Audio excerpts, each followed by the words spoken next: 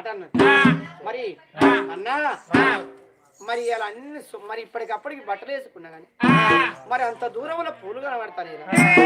ఆ పూలు నాకు కావాలి.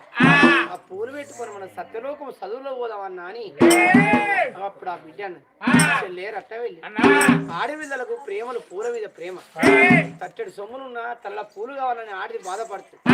చెల్లె నువ్వు బాధపడకి పూల లెక్కేది చెల్లె పూలు పట్టుకొచ్చి నీకు ఇత్తా.